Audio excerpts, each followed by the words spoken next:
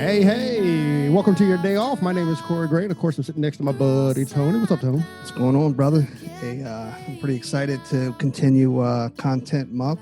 Content Month. Yeah, me too. We've had some really good content this month. I know. I'm super excited to talk about our guest today.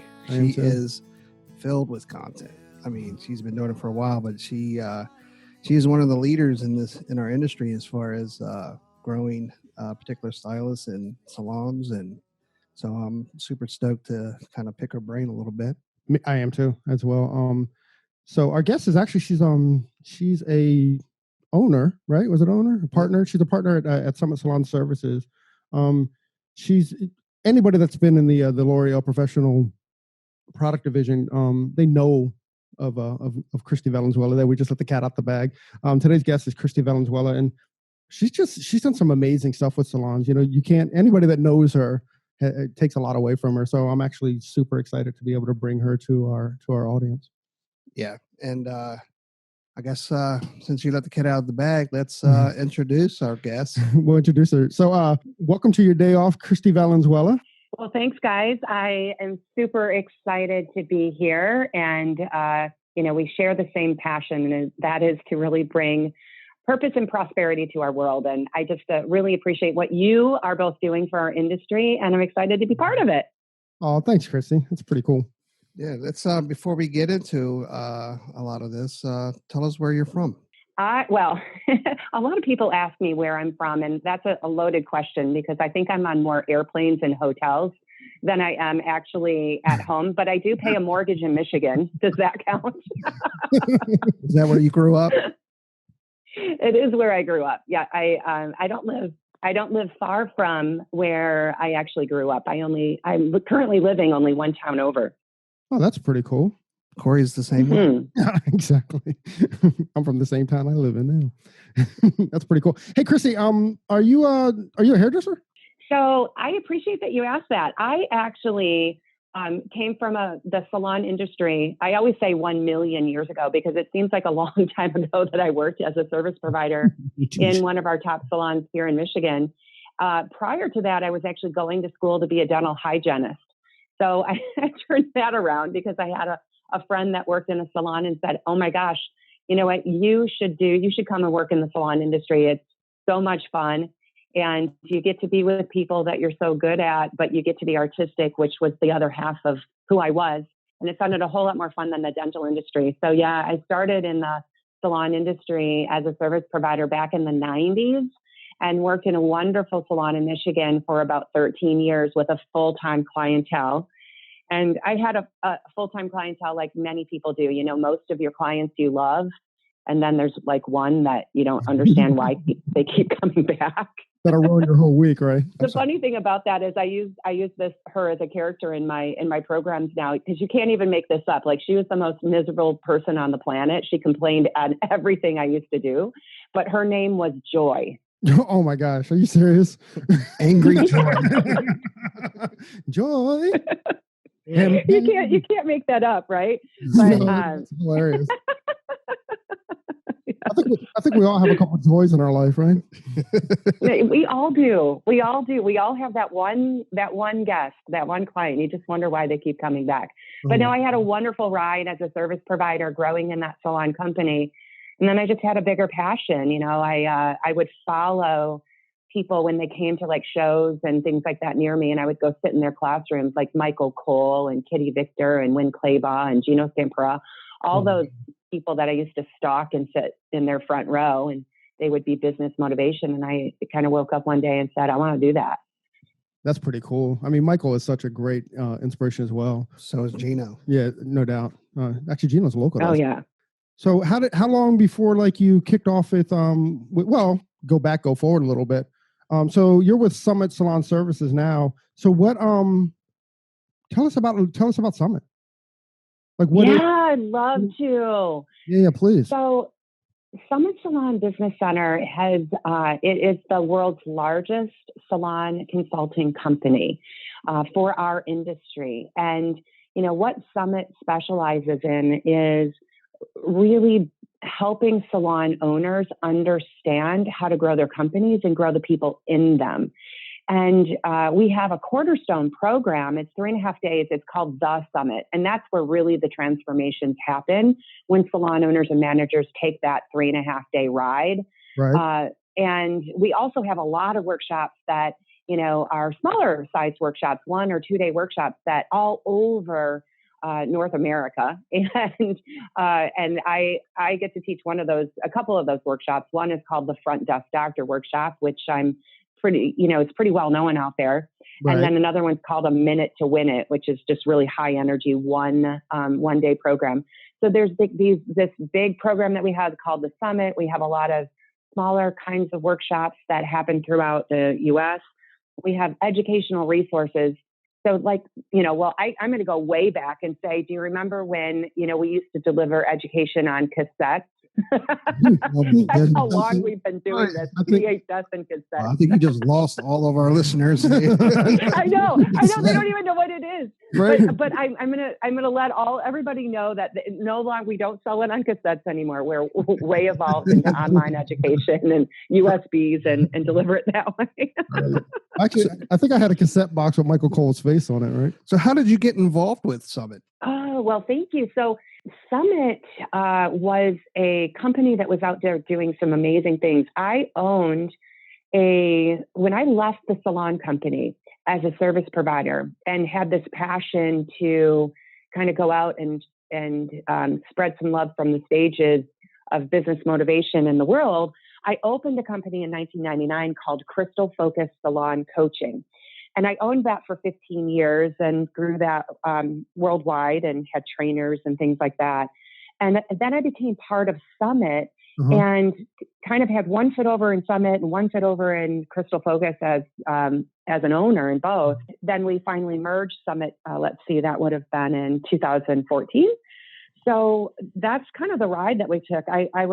We had these 2 different consulting companies out there and then merged them together. It's how I became part of Summit with all of my great friends and mentors that I now call business partners. It's amazing. That's pretty cool. So is that kind of how Summit sets up? I mean, do they kind of see these different independent programs, business programs, and then they kind of absorb them, or they kind of partnership up? Is that a normal track for Summit? Well, you know what? It is kind of how Summit has grown to be as large as it is. It's part of that, I believe. Our leaders would be Peter Mahoney, Glenn Baker. Then we have, of course, Michael Cole. And if we go all the way back to 15 years ago, we had our separate companies. And then there was this other company that was starting with Michael Cole and Randy Kunkel called Summit. In fact, the first Summit was in Michael Cole's basement with a few salons, and he lived on Summit Avenue. Is that where the name came from? And so that's where the name came from. So they kind of birthed that program. And then all of us were kind of out on stages and so forth. I think I have to give credit to Pat Parenti, who was then the general manager of Redken, who said, you guys are all out here doing the same thing. Let's create a platform, or how about if we just get together under one umbrella? Why don't you see if you guys can play nice in a sandbox together? And so he really started that synergy of all of us talking and getting at the same table. And we became part of that movement called Summit. And then eventually our companies kind of merged into Summit. Oh, that is great. I don't know how many knew that story, but that's I didn't know that either. I didn't realize that they brought in like the best of the best and kind of created like, a bigger program out of Michael Cole's basement. That's awesome. Yeah, right. Yeah, exactly. Isn't that the best story ever? That's everything starts in a basement, right? Or a garage. So Summit offers so much help to the stylists, the independent stylists, and empowering salon owners through workshops and products such as like the 5 key areas to a rock star's first impression. Yeah, I mean, that's totally true. You only get one chance for a first impression, right? Yeah, so I mean, the 5 key areas that a client will judge their experience and decide whether they will return again. Is that true? It is true. And one of the things that we study, of course, there's a lot of metrics that we study in business for salons, but one of those metrics is retention. That's important to know, right? Absolutely. And there is, it's kind of alarming, if you will. What we're finding in the industry right now is that there's only 27% new client retention. Whoa, Which, guys, whoa, what whoa, that whoa. means is out of every 29%? 100 new guests that sit down, only 27 come back.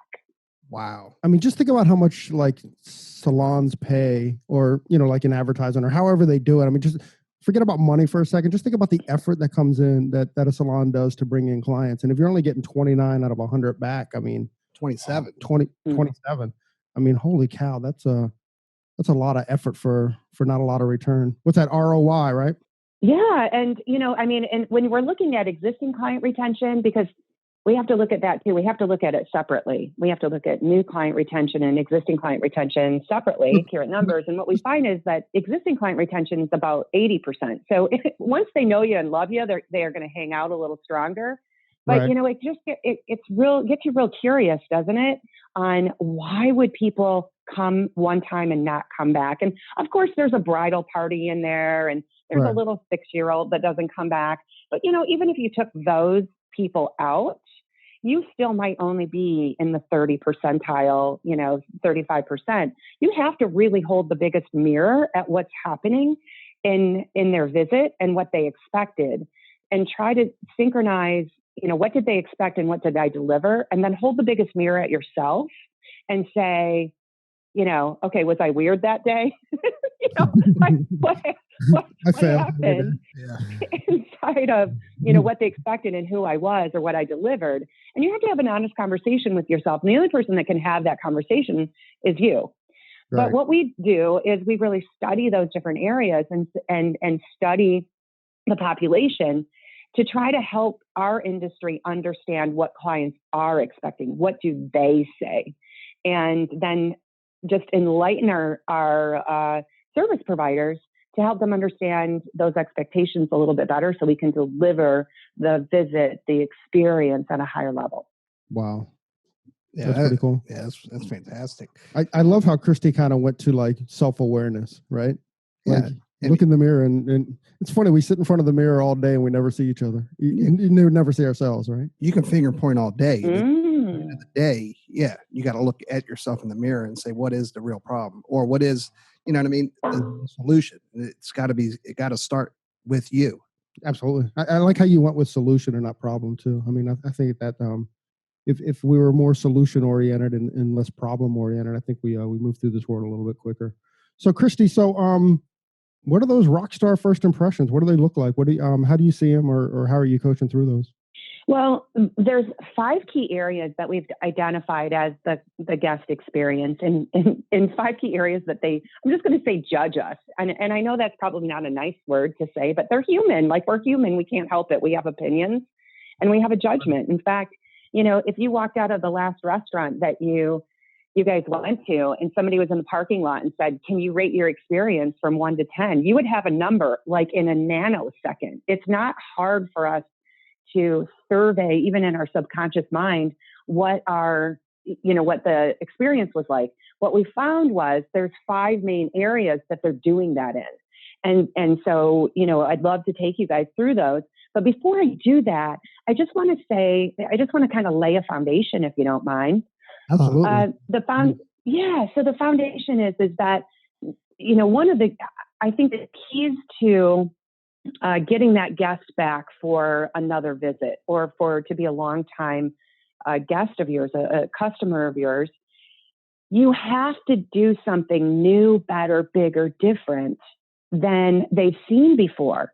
And I think one of the challenges isn't just, you know, maybe going off the tracks. One of the challenges is just setting your brand up in a way that is just different than the salon down the road or the suite down the road. You have to show up as new, better, bigger, different, something that puts you on the radar for them to say, wow.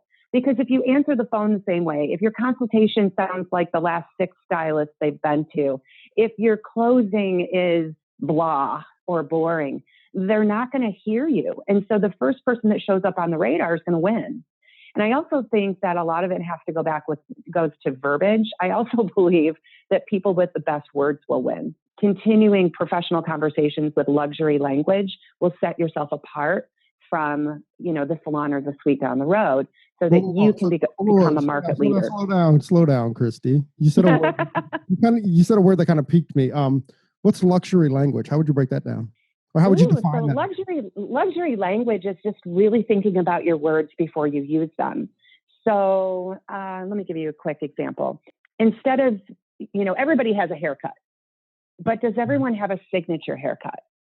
Nice. So what is a signature haircut? A signature haircut is actually, can we just say more money? A Right. signature That's why we're haircut here, could right? simply just, exactly. A signature haircut could simply just be your haircut that also includes your deep conditioning treatments, whatever, wonderful brand that you're using to do those treatments. So immediately, if you offered a regular haircut or a signature haircut, you could go from whatever your base haircut is, price, to possibly $20 more. And the verbiage could be simply, if somebody's calling in for a haircut, your front desk, whoever's answering the phone, your front desk could say, okay, great. Steve has availability next Tuesday at 2 p.m. for a haircut. Now, did you want a regular haircut, or would you like to hear about our signature conditioning cut? I have longer hair right now. And so if I'm on the other side of the phone, you can't see the client, but they're grabbing onto their hair and they're looking at their ends to see if they need, maybe conditioning. And they might say, what is that? And so, you just have to have a beautiful script to describe the deep conditioning service that you have. And then just simply say, would you like that instead? That could be a $20 difference between your regular haircut and your signature conditioning cut. And what if you hit those $20 buttons kind of all day long? You increase, just really about not only having luxury language, but also having more luxury services. That's pretty amazing, actually. That's a great idea. I dig that, Kristi, a lot. Thanks for the definition of luxury hair care. So yeah. When a client calls in on the phone, what does that conversation sound like?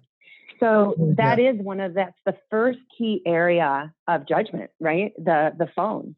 What we don't want to do is sound like the person down the road or the suite down the road. So you have to think about if it's true that we only have a few seconds to make a first impression. That's the other thing that experts say. It only takes seconds for a first impression. Right. Then isn't it important that the first 5 words out of our mouth, out of our voice, would be different than thank you for calling, would be different than good morning, would be different than, good afternoon, because everybody's using that. So it's so boring to meet you today. So, if that's the area where we're trying to show up on the radar of new, better, bigger, different, then using some kind of unique phone script would be helpful. So let me give you a couple examples. Yeah, please. So you could, instead of saying, thank you for calling Salon XYZ, this is Kristi, how can I help you? You may just change those first 5 words, throw away thank you for calling, and say, it's all about you at Salon XYZ. This is Kristi, how can I help you? Or creating trends at Salon XYZ. This is Kristi, how can I help you? Those are nice. Something different to help you become a market leader in that area. And who are market leaders? Market leaders are people that are great at their skills, talents, and abilities, but also show up different in their brand. So simple things like that. And I would qualify that as luxury language as well. So the phone is a great place to really create that point of difference in a place that people are judging us. They're going to judge. They judge, is this person friendly? Is this person articulate? Does this person have answers to my questions? And of course, we need to be all of that and then some. Another thing that we would suggest to do over the phone is to offer an additional service. And I kind of already gave you that example with like the signature haircut, just upgrading and just asking people, or simply saying, what else can we do for you when you come in? That's awesome. Just that. That's pretty cool. I mean, that's a couple takeaways already, I love that. I love that opening for the phone conversation. Okay. So your front desk staff, or how did you title them, Kristi? Well, officially, I like to call them guest experience experts. I like that. So your guest experience expert they've done their job, and then the client kind of, or the guest walks through your doors, what's next? So that's when we get to really turn on the charm, right? They're walking in the doors for the very first time. Mhm. And if we just keep that principle of just, new, better, bigger, different, what are we saying different than the salon down the road? If we just take a look at what's common in our industry, many times the front person would say something like, "Hi, who you here to see? Okay, great. Go ahead and have a seat," right? So that's the Right. common greeting. And it's been done before. It's been done a million times. It doesn't stand out. And I just want to also say, if your listeners want to grab a pen, I love this saying. If you want to be remembered, you must do something memorable. That's strong. So yeah, if you want to be remembered, you have to do something memorable. And if you just keep that mindset through this whole conversation of the areas that guests or clients or customers judge us, then you really have to look at what are we doing now and what can we do different. Sometimes it's just words. So when someone walks in the door, I just love the word welcome. I think welcome, maybe it's an old school word. I don't know, but we don't hear it very often. And it's so warm and friendly and welcoming, of course. So welcome or welcome back. And of course, if you know that guest name, you would use their name. Welcome back, Mary. It's great to see you. Or if you are a front desk experience expert, you would have the computer open in front of you. It's kind of like a giant cheat sheet, right? So you know that Mary's seeing Steve at 10 a.m. So that guest experience expert could say something like, "Welcome back, Mary. It's great to see you again. I know Steve's excited about your haircut and color today." That is so true. Because I'm sorry, because when you walk into place and someone has a huge smile and they say welcome, you do feel welcome versus walking up to somebody and they look up and say, "Can I help you?" Yeah, I mean, absolutely. You know what I It's mean? huge. There's a huge difference of how it makes you feel. Yeah. And, and if you said something like, "Steve's excited to see you today for your cut and color," just those extra words, Mary would be like, "Oh my gosh, Steve's excited to see me." Like she would be kind of giggly about that probably. The truth is, Steve might not even be in the building. Steve's always late, but we don't want the client to know that. No doubt. That's good stuff, isn't it? Yeah. I mean, if it's outside of just the salon, right? Any business that has people that greet people coming in would benefit from this information. I mean, that's You're right. spot It's so on. universal. I mean, it's Yeah. just, at the end of the day, it's just like, how would you want to be treated, as opposed to like, "Oh, your 4 o'clock is here," which by the way is my pet peeve, Kristi. Right. Oh, yeah. Like, doesn't my 4 o'clock have a name? Yes, we need to personalize it and, put their name on things. The other thing that we can do during the check-in to make them feel super special, Uh-huh. what we found is that customers like to know what's going on. They just want awareness. They want to know if something's on special. They want to know if something's on sale. They want to know if there's a tester. So kind of that next step after greeting the person with kindness and luxury language, we could point them over to we have a hair care special. Buy any shampoo, get the conditioner half off. Ask your service provider which one would be right for you. That's amazing. I mean, you're kind of setting up the checkout as soon as they walk in the door, like, "Hey, this is what we have and this is what's available to you." That's pretty strong too. Awesome. Bravo, Miss Kristi. Thank you. So they've checked in. Have we gotten through everything through the check-in? Well, I could keep going if you want me to. We actually have go on. at Summit in all of these different areas, and I'm kind of just giving you a little bit of the highlights, if you Right. will. But, in all these areas, we have something called the 4-step phone script, the 4-step check-in, the 4-step checkout. And of course, I'm giving you kind of highlights of some of my favorite things. Our Right. workshops and our resources go deeper. But can I give you one more thing about the check-in? Because it has to do with money. And Absolutely, man. So when somebody checks in, of course, we're checking them in with the luxury language. We're showing them, what the retail special is, and we're just planting the seed for that sale, opening the sale for the service provider to have an easier conversation. But, the guest experience expert right now could also enhance that, the customer's entire experience by offering more. So perhaps there is other services available in the salon company, like a spa service that might be open. So Right. she might say, now, Mary, I just want to let you know that we have an amazing opportunity with Melissa, our master nail technician, for a spa pedicure right after your haircut and color. Is that something you would like to do today? That's awesome. I like that one too. So that way you're So also you're working the whole book. It's not just Steve the service provider, but it's other people. It's involving other people in the salon experience as well. That's great, man. Yeah, and here's the thing: if Mary says no, thank you, she doesn't have time, or she already has beautiful toes, it was still beautiful customer service in order to, say it in a way that just caused awareness of something else that she might enjoy.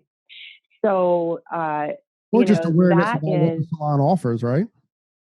Yes, yeah. That's pretty cool. That's that's planting the seeds. Planting the seeds, kid. Money seeds. Money seeds. I like that. Money seeds. Yeah. Dollar trees. I love it. Yeah, and also, because they represent the overall brand, right? I mean, so you talking about the front desk staff? Yeah, through the phone call, through and like you said, first impressions. I mean, that's your first impression of that particular brand. That's and it's as Kristi said, it's newer, bigger, better, and different. That's pretty cool. All right, Miss Kristi. So where do we go after we get our 4-step check-in? Well, the next area that we find that customers really judge us, and we usually say the third step is really our brand appearance. And when I was studying just marketing and branding and things like that, I'll never forget something that I read, and it said, your brand isn't who you say you are.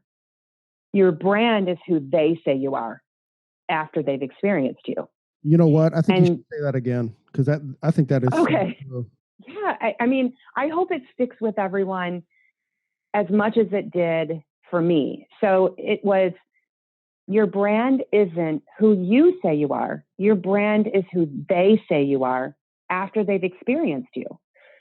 That's who you are. It's not your logo. It's not the color of your walls. It's not your music that you're playing. It's not any of that.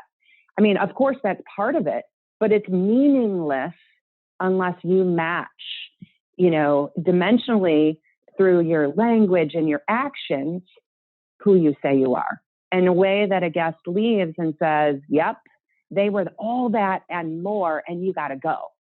So, they're telling the friends to go to have the same experience they did. So things that they're looking at, would you guys agree, in this day and age that before someone comes to see us, they probably already checked out some of the social media channels that we have. They're checking out our website if we have one. They're 100%. checking us out. Yeah, 100%. absolutely. I mean, absolutely. Kind of the unique part about it is that, like with Instagram and stuff, that's kind of it's become a digital business card, right? I mean, it's something that you hand out like we used to with a business card. I think that's absolutely 100% true. It's funny because already after just the first 3, she hasn't really gotten into the brand appearance yet. I'm already going into my salon on Wednesday. Going to look at things totally different, right? Like, now we're going in with judgment eyes, Kristi. Thank you. It's hard to turn off once you've heard the information. So it's a blessing and a curse, guys. That's absolutely true. Yeah. So not who you think you are, but who they think you are. They think you are. That's great. That's amazing. Cool. Let's expand on that, Chris. For sure. So, some of the websites I even see of salon companies that are out there that might have maybe a larger team or a few people on the team.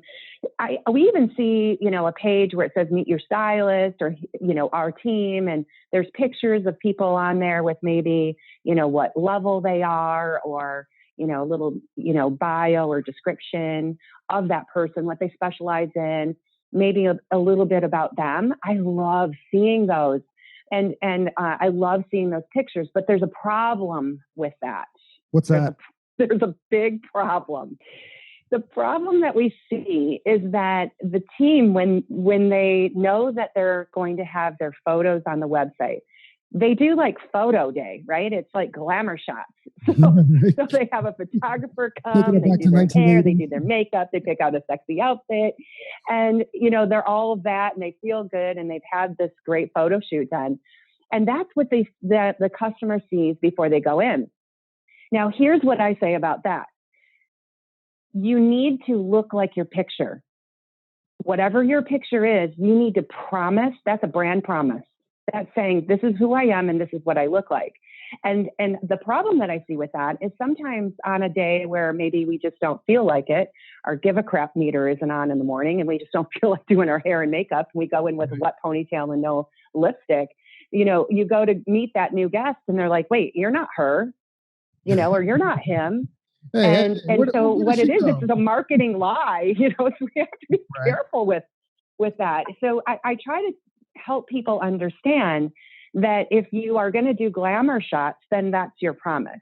Because what can happen is it looks like you're actually, instead of a glamour shot, if you look like you were actually out doing shots, then there's a misrepresentation, right? Those are called Saturday morning shots.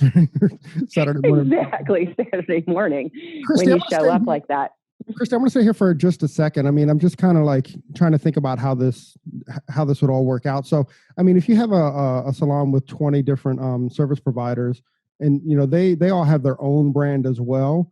So, how do you mix 20 different brands into an entire brand at a salon? Well, I think that goes back to just the main salon owner's dream. If it is, if it's a commission type salon, the salon owner actually might have a dress code. I like to call that an appearance code. Everybody hates the dress code, but they somehow understand appearance code. So, if there is a dress code, the salon owner needs to explain to the team the big why behind it, why this is part of the brand, what's the benefit for a guest, what's the benefit for the business, what's the benefit for the team in order to uphold that look.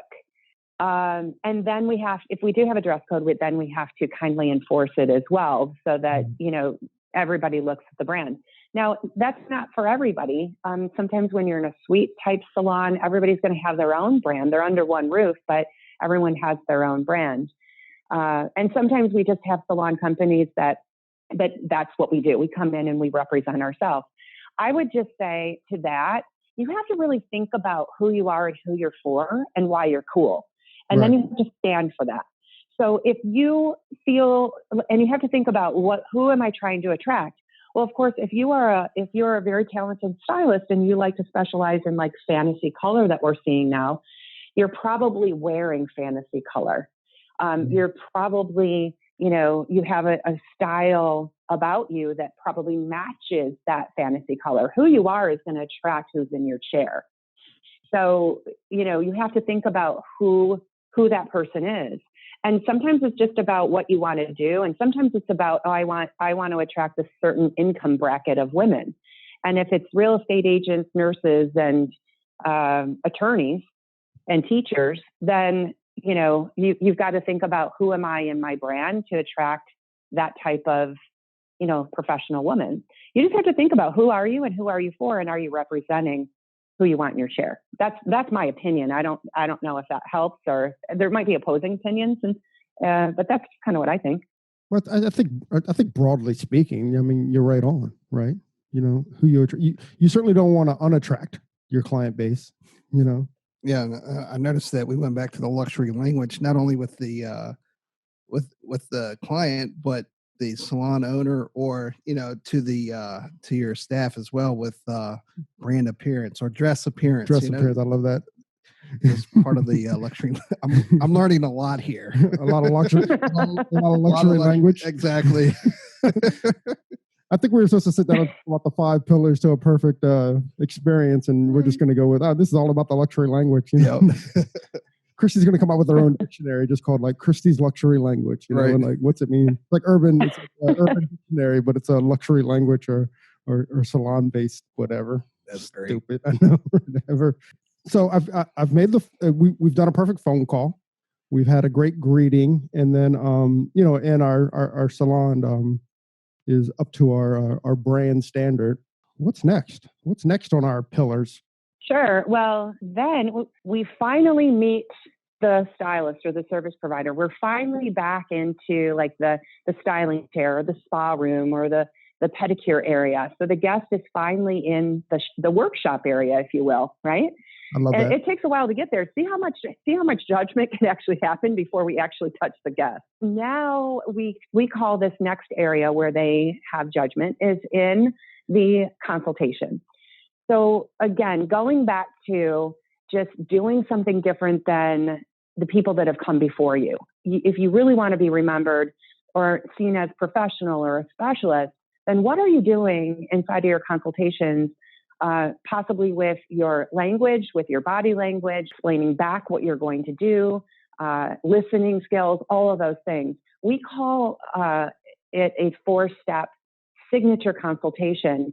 And one of those steps I'm really passionate about sharing here with you guys. And that is the number one reason why customers don't come back is due to sticker shock. Did you know that? Holy cow. Yeah, absolutely. I mean, I'm absolutely positively 1000% guilty of doing the old drop the ticket off at the front of the desk and go run away at the end of a service. You're doing the drop in one run ticket. I'm going to change that for you right now. Well, wait a second. I have been guilty of these things. Okay. I had Self-confession. to mature past them, as they say. So, yeah, but Okay. Quite honestly, I think everybody's been guilty of that. Everybody's going to the back room and be like, "Is she still here? Is she still here? Is she still here?" Before you get yourself seated. But yeah, absolutely, that's awesome. Let's dive into that.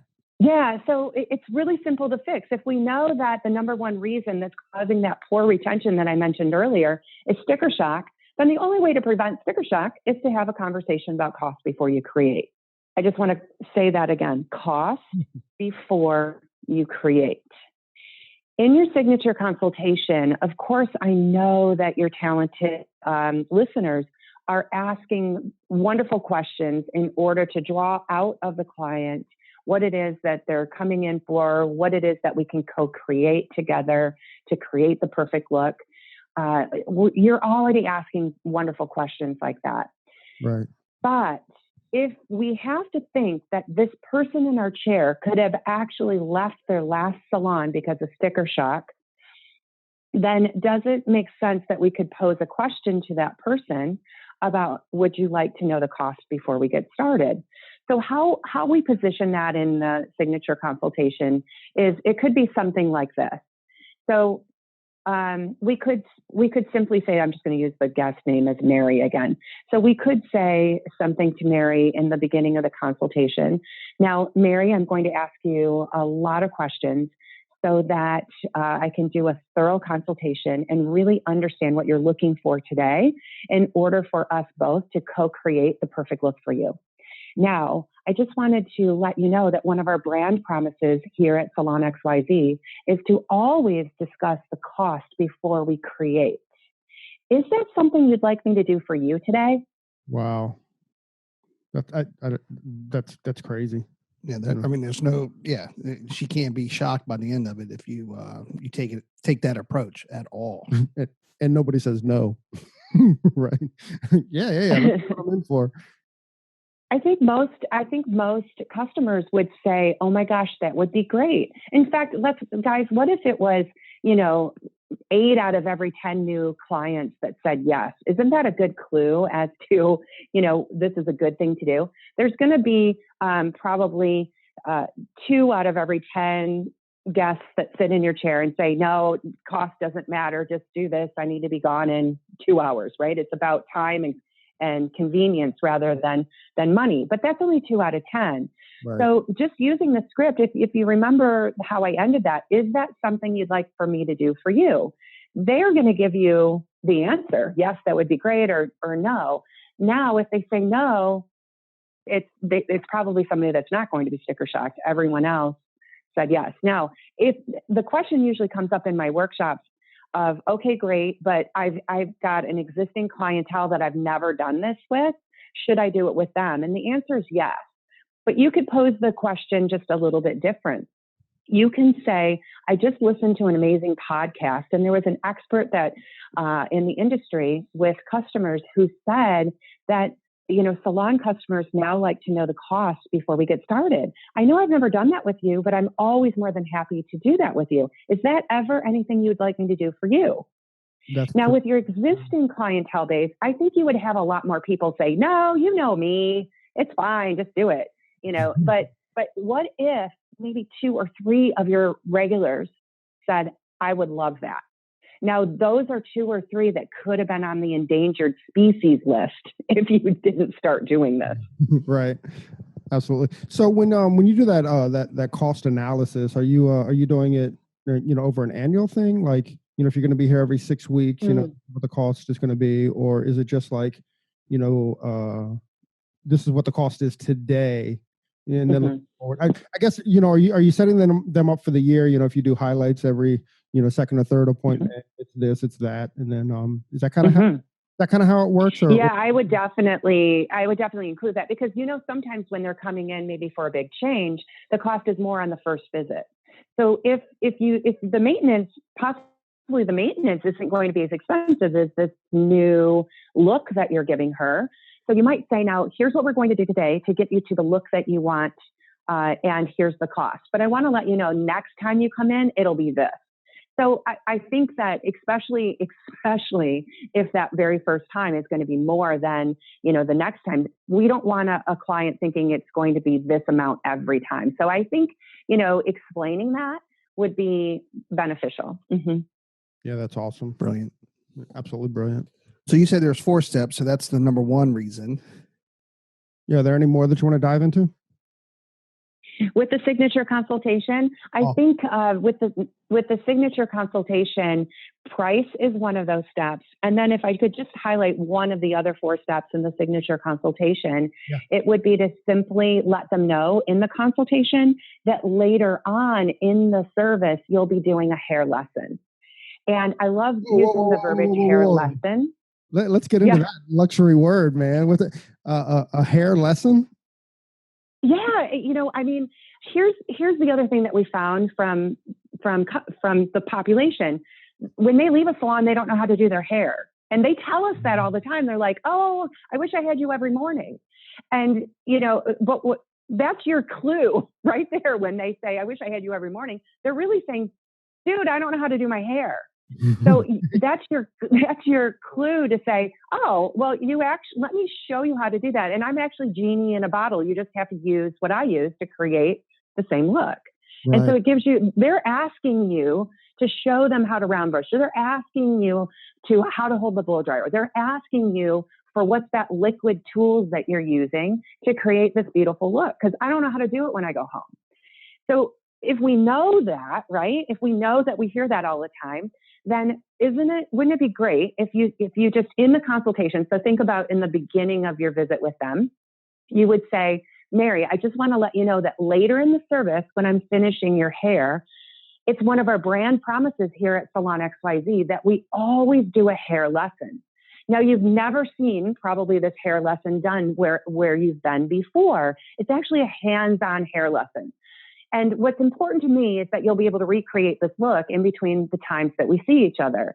So when I pick up a product, I'm going to use it in one section. I'm going to teach you how to do it. And then I'm going to put that product in your hand and you're going to do just one section. So I know that if you choose to use any of the products that I talk about, you'll know how to use it at home. That's awesome. And it's not going to really take up that much more time. You know what I mean? I know a lot of stylists, they try to crunch their appointment books really tight, and they feel like they don't have the time to do this. But you're taking a risk of losing a client by not doing it. I think it's beautiful. It's having them do one section here, one section there, and showing them and having them do it so they know how to recreate it is not going to put you that far behind if it does put you behind at all. Yeah, I don't think it does at all, right? I mean, you're talking about just a few minutes, really. Yeah. And it certainly helps. Well, the benefit is it helps that 27%, right? It helps her to bump that. And if she can up. do it, that makes you look that much better because people are going to say, wow, you know what I mean? They're going to notice her style or her haircut or her color so much more than if she can do it. You know what I mean? Obviously, it's just not going to represent your look. I mean, you know what, that's a really great point. So, you know, if they can recreate that look, then you have 4 weeks of advertisement as opposed to the 4 hours before they go to bed that night. I mean, Right. that's a really, really good point, right? You know, so it's like, exactly. So we're talking about like retention of that guest because you're like wowing them.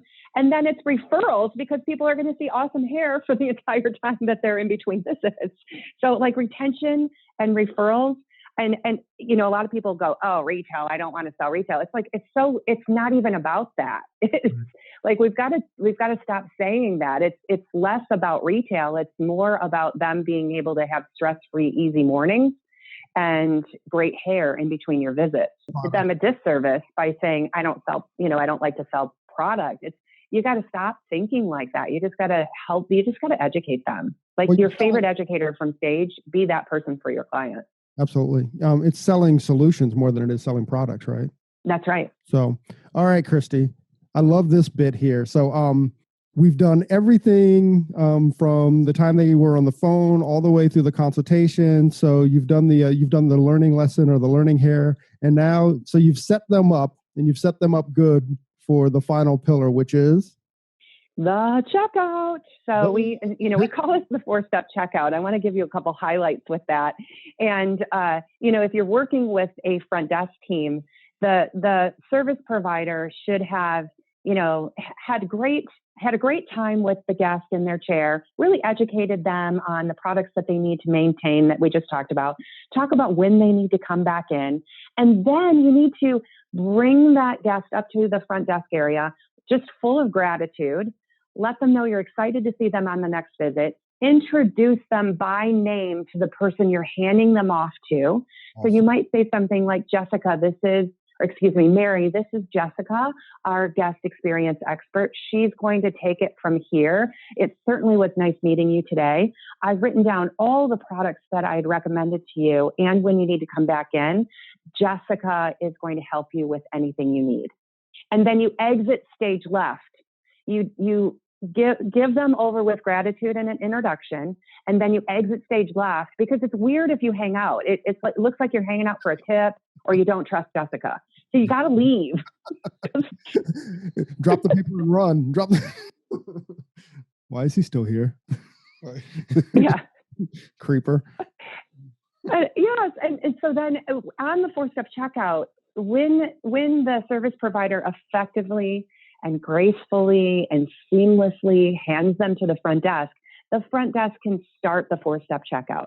The very first step of the 4-step checkout is a simple question. How was your experience today? That's the question. Wow. How was your experience today? And it's all about the experience, because they could have great hair, but a bad experience just because they overheard 2 coworkers having an inappropriate conversation. And they might actually not come back because of not their hair, but something else that happened. So asking the right question will get you the right answers. And, how was your experience today? It's just a beautiful way to start that closing conversation. And I would say most of the time you're going to hear that it was wonderful and they love their hair and they love their experience. And it makes them say that out loud. So the more the guest can hear themselves say, oh, I loved it here, or I loved my hair stylist, that's just kind of another like subconscious kind of thing that's gaining us retention. And then the next thing that we do at the front desk is, if the service provider effectively wrote down what was recommended when they were in their service area, if they wrote down a few of the products and they wrote down the rebook recommendation, now our guest experience experts they have scripts on steroids. They can say, I see Steve recommended a few products for you today. He has written down these 3 products, and they would, of course, say the titles of those products. And Steve has actually circled one. What that means is that if you had to choose just one today, Steve would recommend that you start with this one. Can I show you where that is? Wow, that's huge.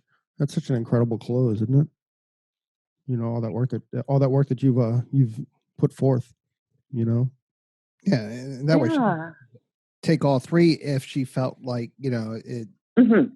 She didn't need all 3, or you know what I mean. Right now, the budget won't allow all 3. She can, one is so much easier to choose if she had to make that decision. And the thing is, when you set it up like that, they're gonna choose one. At It's least. yeah, exactly. I mean, it's just subconscious, or if they've had that great experience, they want to continue that experience on. That's really, really strong, Kristi. And I think, when you say 3, some people just don't know where to start. So they'll say, and they don't have the budget, like you just said. So they'll say, oh no, I'm all set, because they don't want to buy the wrong one. So if you narrow it down, they'll take home one. But there's a statistic that says 9% of your clientele are super buyers. 9% of your clientele are super buyers. That's 9 out of every 100. 9 out of every 100 that you set the 3 in front of will take all 3. Wow. But how many of our super buyers are we missing because we didn't say anything? All of them. That's funny. I have clients that come in and the super buyers that constantly wants new product. You know what I mean? Yeah, every time they come in. Yeah. You It's like, almost, what's new? exactly. You almost approach them with a little guilt. You're like, oh, I need something new for this client, You're going to bring a new product. Right. That 9%er. The 9%er. I like that. I'm going to get a shirt that prints out, looking for the 9%ers. And then the last thing, guys, that I can just say about the checkout real fast is kind of just piggybacks on that. If it's written down, the maintenance schedule, or, if that guest needs to come back in 5 weeks for their haircut and color, the front desk can, after the retail conversation, they can say, I also see that Steve needs to see you back in 5 weeks to maintain your look. Let's go ahead and get you booked for that. Now, so it's not a yes or no question. Do you recommend that the service provider sets that up in the consultation as well? Oh, for sure. I think especially if you're changing the look, that guest deserves to know how often they're going to need to come back for maintenance, and make sure that they, I think our job as service providers, especially stylists, it's our job to use our artistic ability to co-create the perfect look that they want, but educate them on what they can have. Okay. But then also educate them on what the budget is, what it's going to take in the budget, and right. how often they need to come back. Because if they're not educated in that, they don't know. Maybe this person has a lifestyle that there's no way they can come back in every 5 weeks and right. Stay committed to that. So if you're having that conversation inside of the signature consultation, you're both going to be able to discover that and maybe change the look just a little bit in either the color or the cut to give them something that could go 7 weeks instead of 5. That's pretty cool. One of the phrases that I use is I don't know how luxury it is, but one of the phrases that I use for a pre-book is I tell my clients to make sure that they book on their time, so they don't have to book on my time, and you kind of give them an appointment as opposed to. I like that. Yeah. Oh, did I just give her something? You did. I love that. That's really say good. That again. I want to write that down. Okay, you got your pen? I do. Okay, let's go. I tell my clients that I want them to book on their time so they don't have to book on my time. So you're promoting them rebooking before they leave so that it's convenient for their schedule. You're just saying book on your time rather than my time. Because if you wait, you're only going to have certain limited opportunity to get in, and it might not be convenient to you. It's basically, you're saying that in a beautiful way instead of all those words that I just used. That's right. I love it. It's super effective too. And once again, I think, again, subconsciously, that you give them ownership of that appointment. And, you just said something great. Like the stylist should be handling this at their station. So that conversation you just had should happen during the consultation or during the finishing from the stylist. So when they come to the front desk, it's not the first time they've heard it. So now when the front desk uses, I see that you need to come back in 5 weeks, that's not the first time they've heard it. So if you're setting that up in your language back then, I love that language as a service provider. I think it's excellent. Yeah, because it really helps Corey and I. Because Corey and I share a lot of clients. Because I cut hair, he colors hair, and when they do check out, when we present that to them, because later down the road when it is our time, it's so much harder to try to find the right time between both of us to get the color and the haircut. So when they do leave, we do get them to pretty much pre-book because it's so much more convenient on their time. To book on their time, right? Yeah. Well, that's awesome. It sounds like you're the dynamic duo That's not the first time we've heard that. But I'm Batman. Yeah, and I'm Bruce Wayne. That's right. That's pretty awesome, man. Kristi, dude, you just give us so much. I mean, I hope our listeners appreciate this as much as we do. Oh my god! I can't wait to get to work on Wednesday. I know, right? I'm gonna go back through our notes and like do check marks about how have staff meetings and attention on deck. Right. That's pretty cool. So you said if you want to be remembered, you got to do something memorable. That's amazing.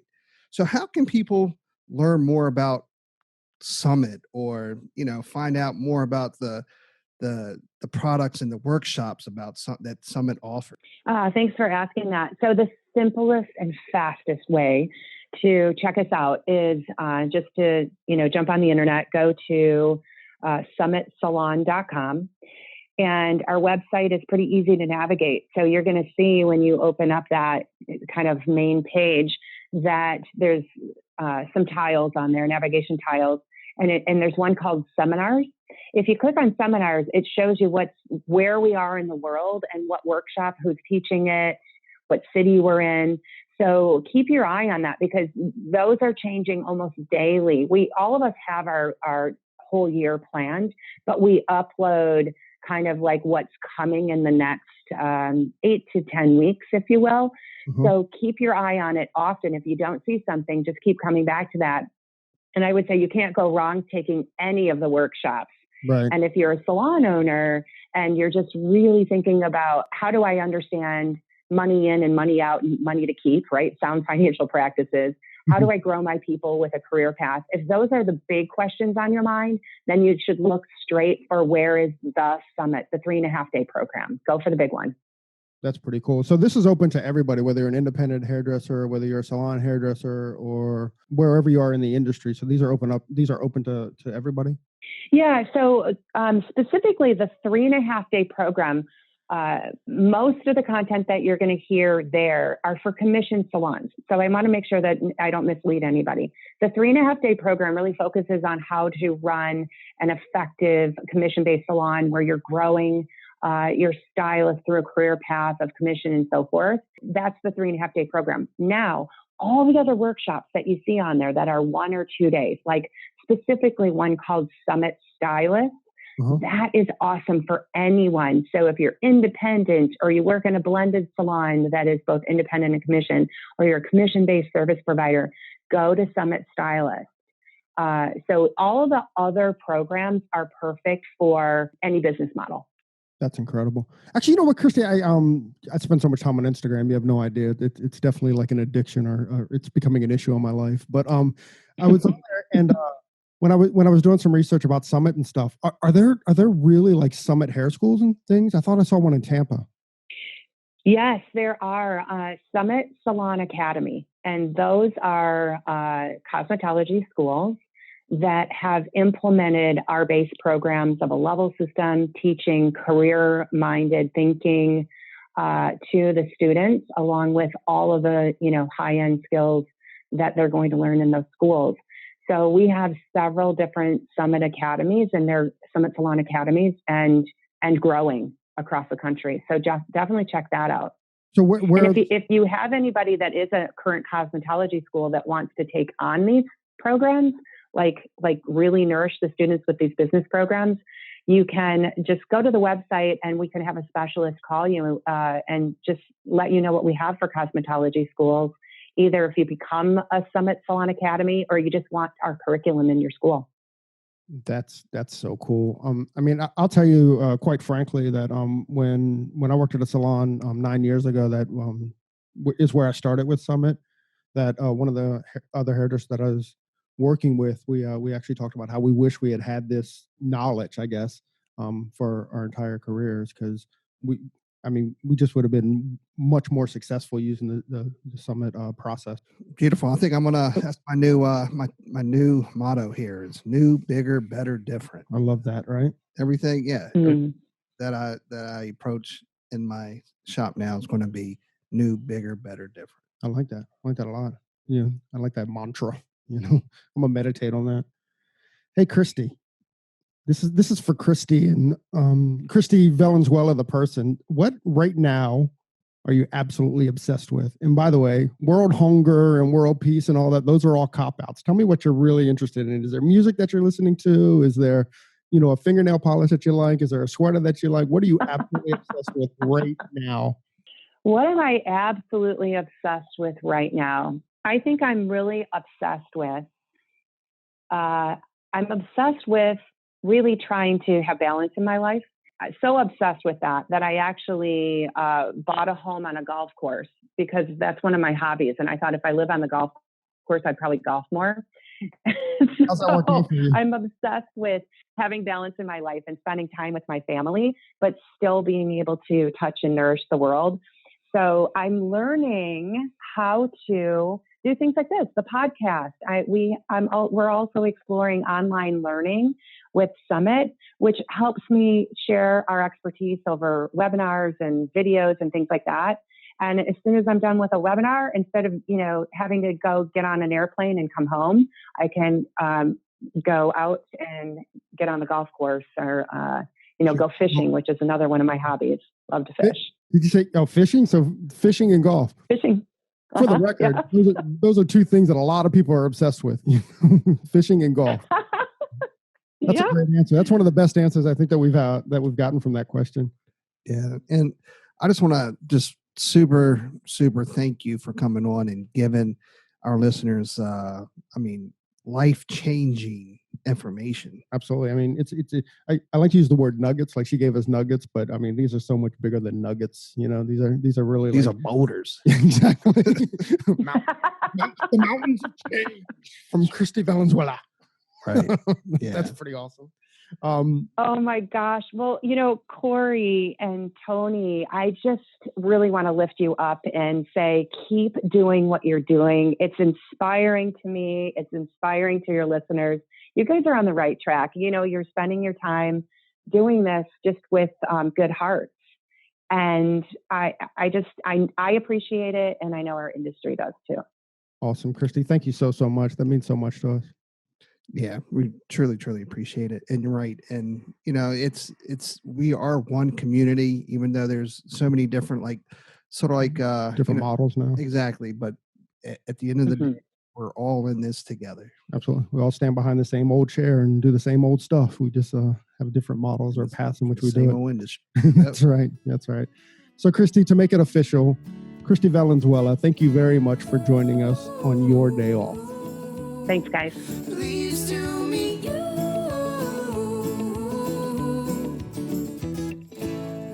So there it is. We also want to give a special thanks to Sarah and Blaine from Pretty Gritty.